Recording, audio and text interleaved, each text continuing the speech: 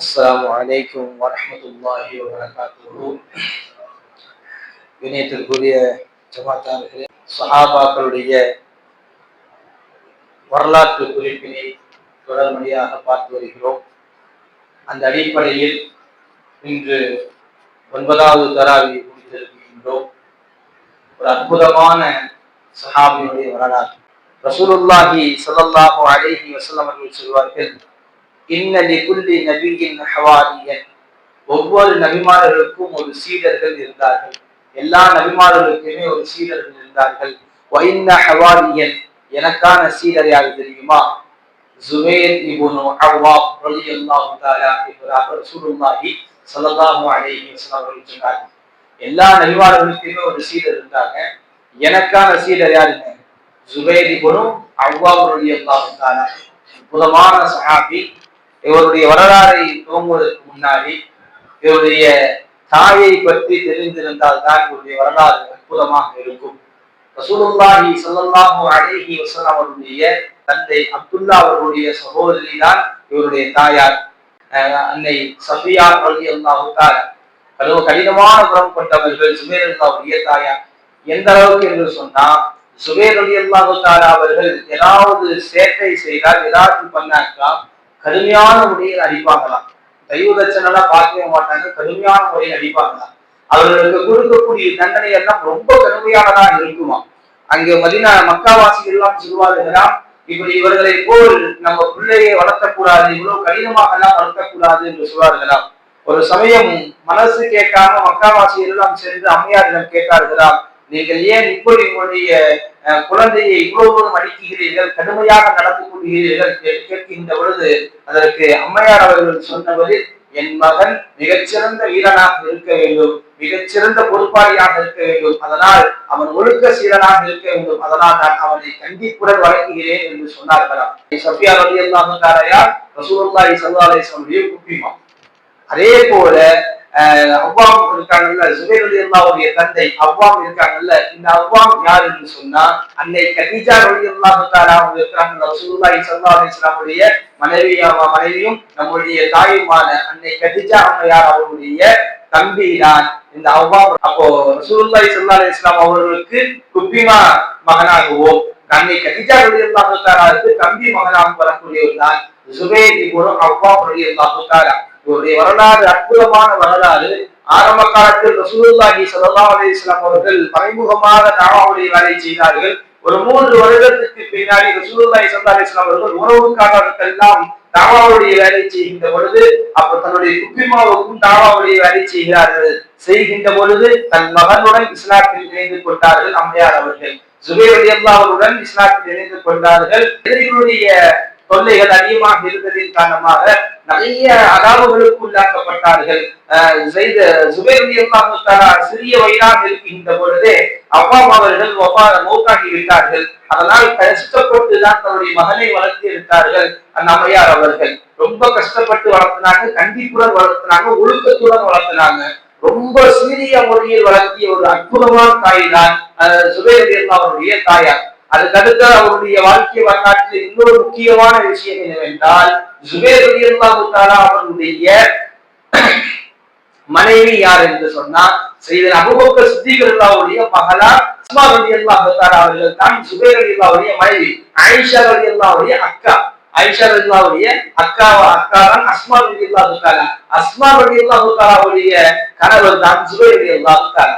அப்ப ஜுபைர் ரலியல்லாஹுடைய வரலாறை நீங்கள் சுற்றி எடுத்தால் ரசூலுல்லாஹ்வுக்கும் நெருக்கமான சொந்தம், அதே போல கதீஜா அம்மையாருக்கும் நெருக்கமான சொந்தம், அதை தாண்டி அபூபக்கர் சித்திக் ரலியல்லாஹு தஆலாவுடைய மருமகனாக இருக்கிறார்கள். இப்படி பெரும் கொண்ட ஒரு கூட்டத்திற்கு, ஒரு குடும்பத்தினுடைய பாரம்பரியத்தில் வந்தவர்கள் தான் சையதுனா ஜுபைர் இப்னு அவ்வாம் ரலியல்லாஹு தஆலா.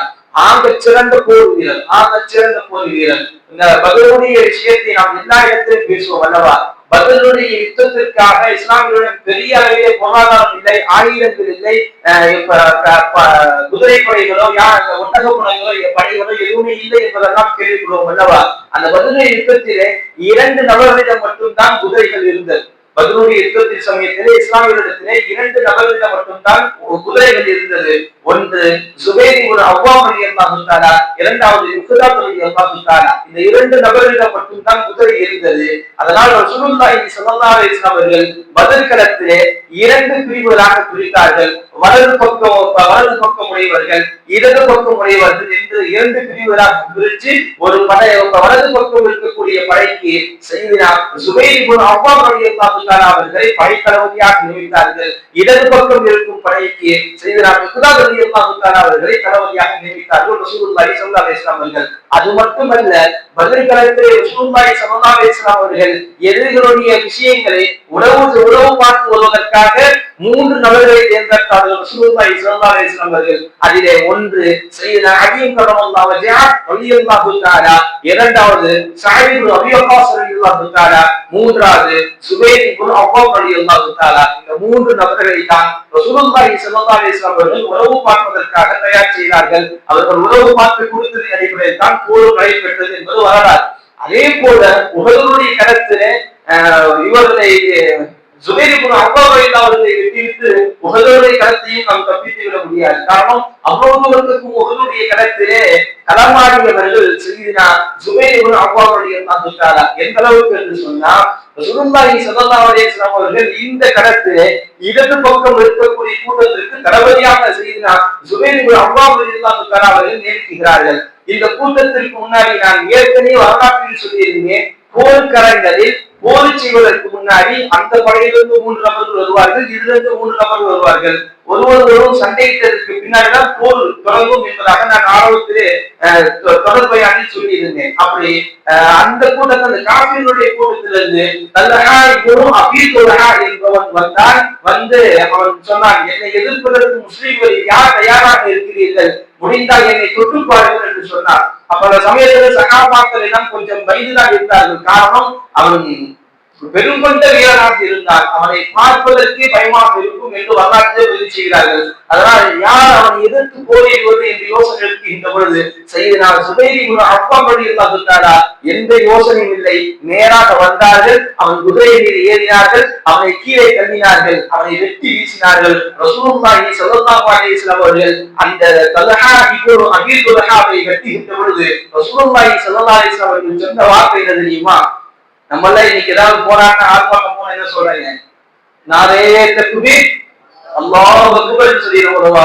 அந்த உறக்கத்தை செய்தினா சுபைர் இப்னு அவ்வாம் ரலியல்லாஹு தஆலாவுக்காக ரசூலுல்லாஹி ஸல்லல்லாஹு அலைஹி வஸல்லம் அவர்கள் உஹது களத்திலே கொடுத்தார்கள், தக்பீரை வழங்கினார்கள், சஹாபாக்கள் தக்பீரை வழங்கினார்கள்.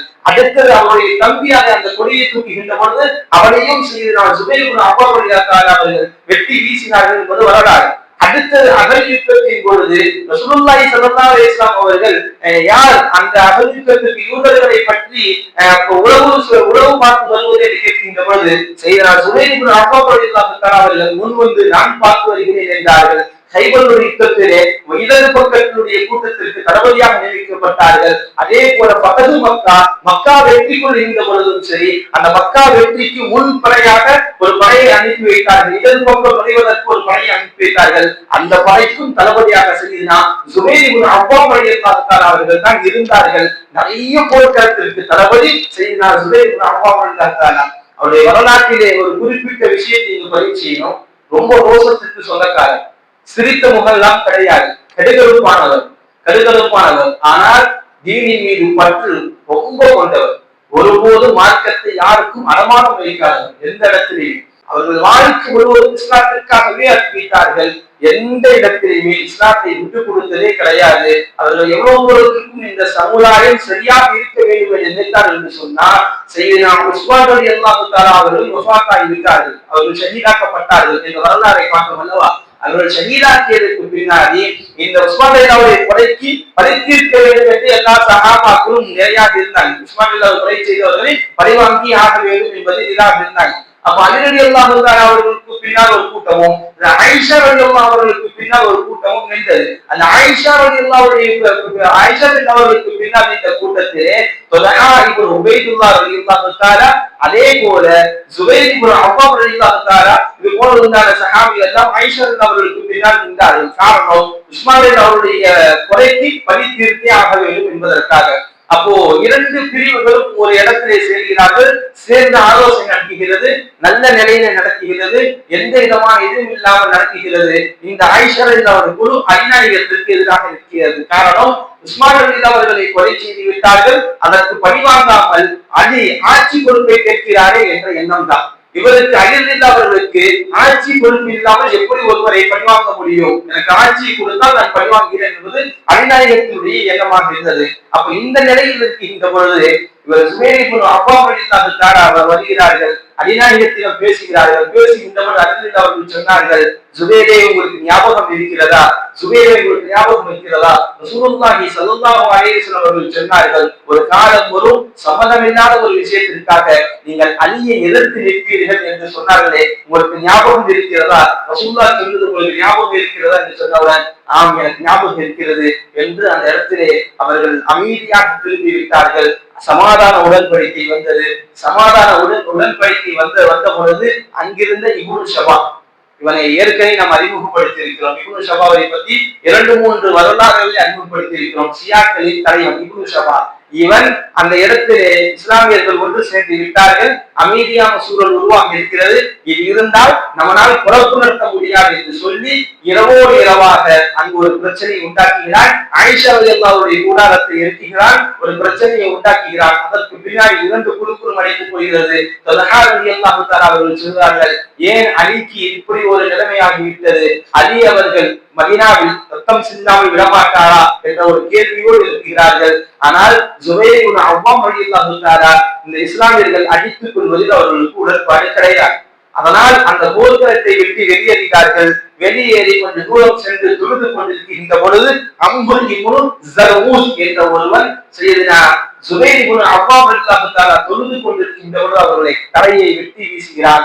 வெட்டி விட்டு அவருடைய கையை வெட்டி எடுத்துக் கொண்டு வந்து அநியாயத்திடம் கொடுக்கிறார். உங்கள் எதிரியை நான் தலையோடு வெட்டி விட்டேன், அவருடைய கை இந்தாங்க என்று சொல்கின்ற பொழுது அலி கர்ரமல்லாஹு வஜஹஹு ரலியல்லாஹு தஆலா சொன்னார்கள், நீ யாருடைய கரத்தை வெட்டி இருக்கிறாய் தெரியுமா, ரசூலுல்லாஹி ஸல்லல்லாஹு அலைஹி வஸல்லம் அவருடைய படையில் முதலாக நின்று பல போர்களை செய்து பல எதிரிகளை வீழ்த்திய ஒரு பெரிய ஒரு ஆணுடைய கையை வெட்டியிருக்கிறாய். இதற்கு அல்லாஹ் உன்னை நாசமாக்குவானாக, உன்னை அல்லாஹ் இந்த உலகத்திலும் சரி நாளை மறுமையிலும் அல்லாஹ் உனக்கு நரகத்தை தருவானாக, அல்லாஹ் உன்னை நாசமாக்குவானாக என்கின்ற விஷயத்தை செய்து அலிரலியல்லாஹு அவர்கள் சொன்னார்கள். ஒரு அற்புதமான வரலாற்றுக்கு சொந்தக்காரர்கள். அவருடைய மகனார் தான் ஹிஜ்ரத் செய்து மதீனாவுக்கு வந்த, மக்காவிலிருந்து மதீனாவுக்கு ஹிஜ்ரத் செய்து வந்தார்கள் சஹாபாக்கள். வந்த பொழுது பிறந்த முதல் குழந்தை, ஹிஜ்ரத்துக்கு பின்னால் இவர் பிறந்த முதல் குழந்தை சுபைர் அவருடைய குழந்தை தான் அப்துல்லா இப்னு சுபைர் ரலியல்லாஹு தஆலா அவர்கள் தான் முதல் குழந்தை. ஹிஜ்ரத்துக்கு பின்னால் பிறந்த முதல் குழந்தை. அவர்கள் சஹாபி, குபிமாவுடைய மகன், ரசூலுல்லாஹ் குபிமா மகன், கதீஜா அம்மையாருக்கு தம்பி மகன் என்கிற நிறைய வரலாற்றோடு உறவோடு தொடர்புடையவர்கள் தான் இவர்கள். அதனால் இவர்கள் அல்லாஹ் ரசூலுல்லாஹி ஸல்லல்லாஹு அலைஹி வஸல்லம் அவர்களுக்கு சீடராகவும் அறியப்பட்டார்கள். உலகத்தில் சோரவான் என்று அறிவிக்கப்பட்ட சஹாபிகளும் இவரும் ஒருவர் என்பதை தெரிந்து கொள்ள வேண்டும். அல்லாஹ் தஆலா இப்படிப்பட்ட சஹாபிகளை போல் உறுதியான ஈமானுடன் இருந்து கடைசி வரைக்கும் யாருக்காம் எதற்காம் ஈமானை விட்டுக் கொடுக்காமல் உண்மையாகவே இருந்து உண்மையாகவே மதிக்கக்கூடிய நசீபை அல்லாஹ் தஆலா நம் அனைவருக்கும் தந்தல் புரிவானாக. அஸ்ஸலாமு அலைக்கும் வரஹ்மத்துல்லாஹி வபரகாத்துஹு.